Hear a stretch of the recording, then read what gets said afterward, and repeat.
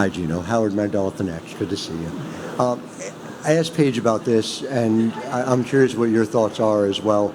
You obviously are figuring out what and how you want Paige to be for this team, offensively in particular. I know it's opponent specific, but just more generally, do you feel like you guys are closer to / found what you want her to be game in, game out in terms of the decisions that she's making, the role that she's playing?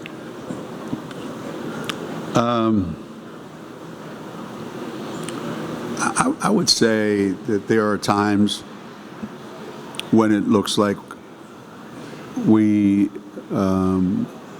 have figured out a little more, but it's something I've talked about. It's a real struggle to sustain any kind of momentum. Even within a quarter or within the game, we're either having a dynamite quarter where everything's flowing and it looks like we have a handle on what's going on, but we're not completely there yet on how to seamlessly incorporate all the other people with the way she wants to play, with the way Paige wants to play. And I don't know when that will be 100% like I like it. I think right now we just have to, go with what we've got and hope that every game we can get more contributions from more people. One of Paige's strengths is making other players better. And right now that's not happening as much as I would like to see happen. She's making herself better, which is great, but there's not enough flow in our offense where she can, make plays for other people. That's not there. And I hope, that we can get closer to that. And just the only other thing, it's on a different topic, but Tara Vanderveer is 7 wins from 1,200, 9 from passing Coach K. You're, I think, the only person who can speak to this, what that magnitude of that number is, and, just what it means to be able to coach to that level of success. Just if you could take me through what you think that number means specifically in a coaching context. Anybody who is capable of putting up those kind of numbers has obviously benefited from longevity and being consistent. I don't know any coaches that have been able to reach these kinds of milestones that haven't been incredibly consistent, that there's very little variance from year to year to year to year where you can expect certain things from their team. And I think that's probably the one thing that, when you look at Tara's career, at Ohio State or Stanford, there's a style of play that they have, and it hasn't changed. And she's been immensely successful, and it's obviously is not an easy thing to do, especially in today's day and age and the world that we live in today. So I'm sure she'll be happy once it gets to 1,200. I don't think she'll ever see 1,300, but that's probably not a bad thing. Hey, Geno, good to see you. You've been in this tournament a lot, or the showcase. I think it's the 10th anniversary of it. I don't remember one being this strong with 6 teams that are this good. And just talk about how it's grown in the time since you've been in it, and just how it's, I think, good for the sport having showcases, it seems, every Sunday of really good basketball teams playing each other. I could be wrong, but I remember it starting with, we would play a game here.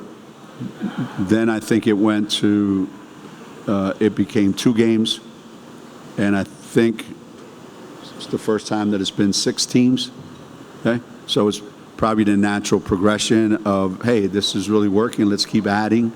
I don't know where it goes from there, but everything that the Hall of Fame has tried to do so far has been successful. And the teams that they bring in are incredibly competitive, and certainly today was no different, than the games that were played today. And this early in the season in November, where I don't know that women's basketball is at the forefront of people's mind with what's going on, through the whole college thing and through the NFL thing, and I do believe you have to make some statements and some splash where people will pay attention right away and remind them that basketball season's here. I think the guys have been doing it for a long time, and they've been doing it very successfully. So I think it's appropriate that we followed suit, and we couldn't do it without the Hall of Fame, investing in this event. And the fans obviously are tremendous. They come out. So you got to pick the right place, and you got to pick the right teams, and they seem to have gotten it right. Geno, Paige talked about maybe not putting so much pressure on herself, or maybe not overthinking, and just getting back to having fun playing basketball. Did you talk to her about that, or did you see evidence of that today, that she was maybe a little bit more free and easy out there than she's been?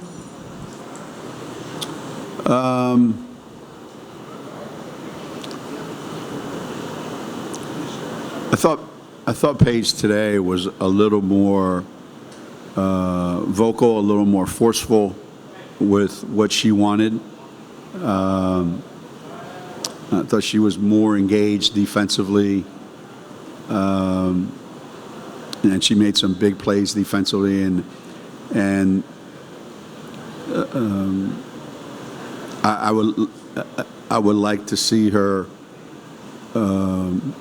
not have to get 25 or 30 every night. But the reality of the situation is sometimes that's the way it's going to have to be. Somebody told me yesterday that this could be like our 2004 team, when we started 2 freshmen, and Dee was the only holdover from the previous championship team. And little by little, they all started coming along, and it made life easier for Dee. But there are some games where it's just going to have to be, where she has to do a lot more than I would want her to have to do, but that's just the way it is. We have to find a way to get more people consistently engaged around her. Like if she's not getting enough assists, that means we're not doing a good job moving without the ball, because she would find you if we are, and that's been a serious problem for this team for quite some time now. Eden Lassie, Yahoo Sports. Nika shot the ball well tonight. Just what did you like about her performance, and how important will that be going forward? The way people play, Nika is pretty much try to keep her out of the lane. Don't let her create for anybody else. So they're going to give her those shots, and that's part of what I'm talking about. That takes a lot of the pressure off of Paige, or off of, without Azzi and Caroline. You're saying, well, I don't know how many threes we took today, 17. It's not a good enough number for us, where we made 8 of them. I think we have to spread that around. We have to get more people making those, and she's one of the ones that I want to take more of them and make more of them.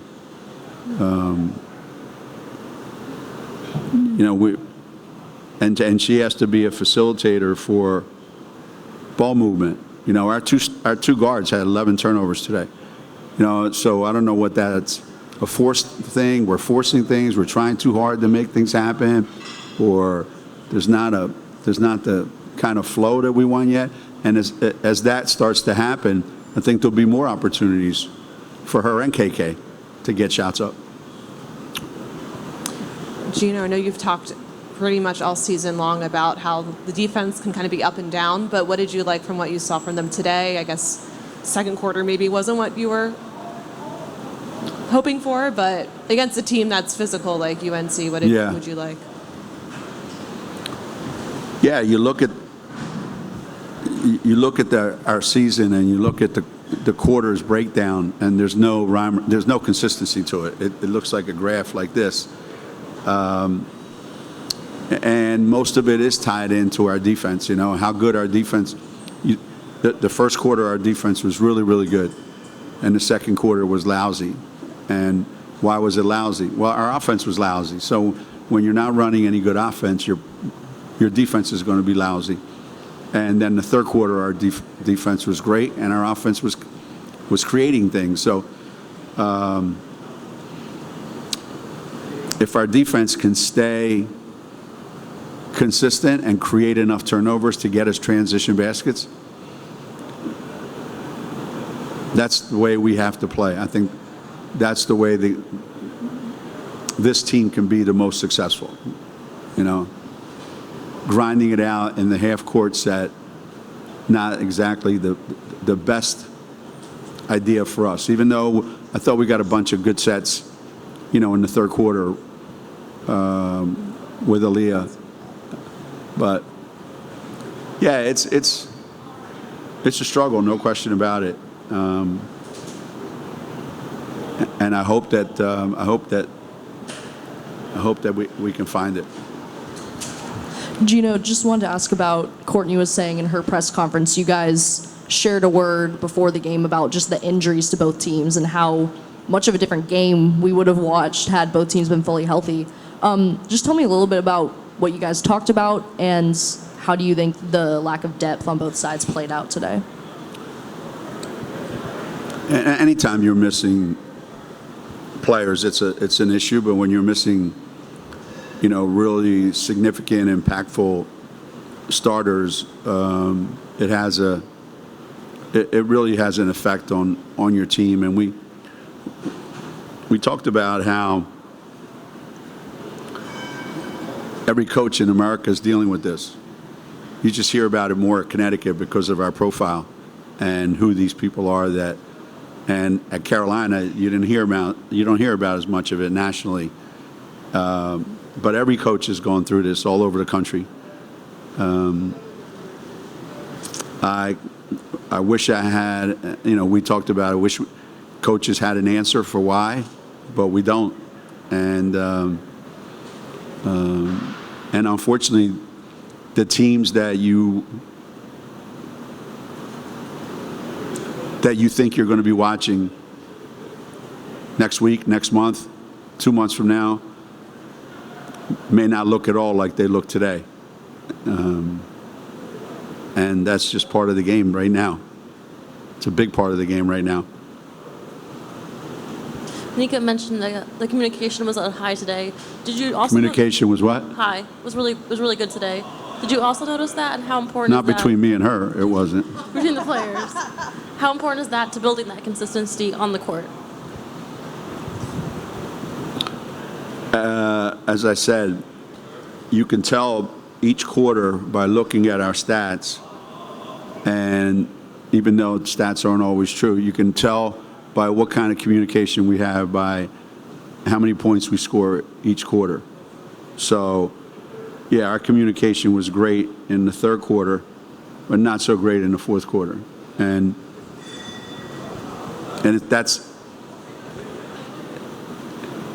if you want to be a really good team, that obviously can't happen on a regular basis.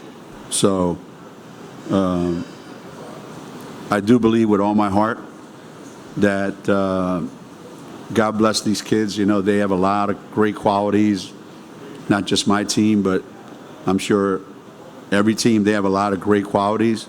Communicating with each other is not one of them. And it's frustrating as hell, to be honest with you. And it makes coaching hard as hell. And it's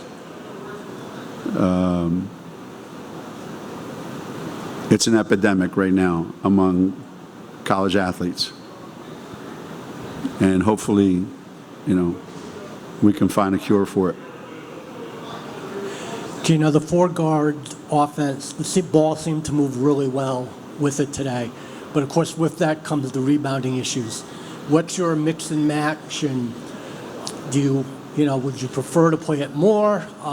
You're hoping maybe an Aubrey can get that consistency she needs to play that spot. How are you looking at the lineups you're using right now? Well, we have to win the math battle, right? So they're probably going to get more rebounds than we are. We have to force more turnovers. We scored 15 more points from the three-point line than they did. And 3 more from the free throw line. That's 18-point differential between how many free throws we made and how many threes we made. So if we can win that battle on a regular basis, I think we can stay with that small lineup. If we can generate more quickness and more aggressiveness offensively and defensively, because we have more ways to play with that small lineup, then we can stay with it. I don't know that we can stay with it for 40 minutes every night, and I don't intend to. But knowing that we can do that, you need to be able to, I think, kind of mix and match as there are certain lineups that we have on the floor that are god-awful.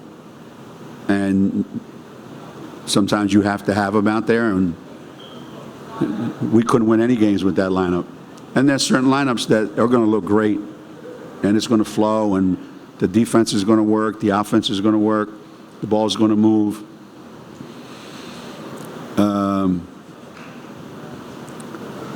It's another one that I don't have the answer to.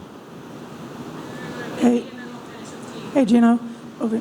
Coming out of halftime, you guys got off to a great start in the third quarter. Did you urge them at halftime to play, tougher defense, or they got off to a great start with KK with a couple steals, and then you made them call a timeout?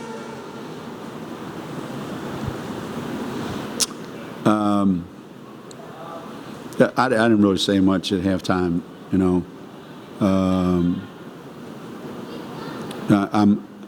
I'm learning that talking doesn't really accomplish anything. At some point, the players realize we have to pick up the intensity level defensively if we want to win tonight. We have to create if we want to win tonight. And you know what? That stuff is hard. So what you're asking them to do is really, really, really hard. And doing hard things on a regular basis, consistent basis.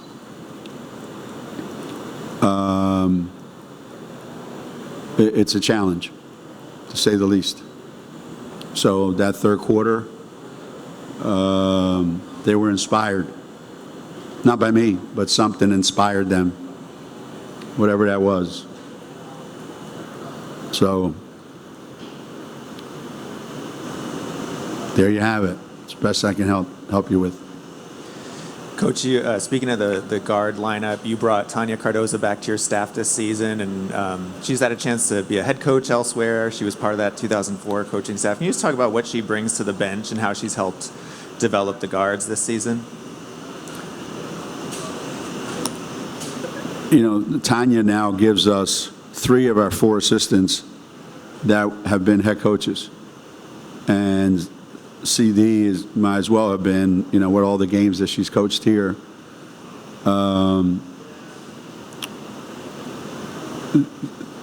I think once you've been a head coach and you come back to be an assistant, I think you have a different perspective on what your role is and how you can help the team and how you can help the players. Tanya's a great teacher of the game. She has tremendous rapport with the players. To me, that's what makes her so valuable, and that's what players need. They need coaches that can connect with them and work with them, and once the players know, hey, coach can make me better. I think that's the ultimate for a coach, when a kid believes in you that they can make you better, and Tanya has the ability to do that. So I'm really thrilled to have her back. But 3 head coaches, that means there's three more chiefs in the kitchen, which I don't mind, because they're wrong too, so it doesn't matter.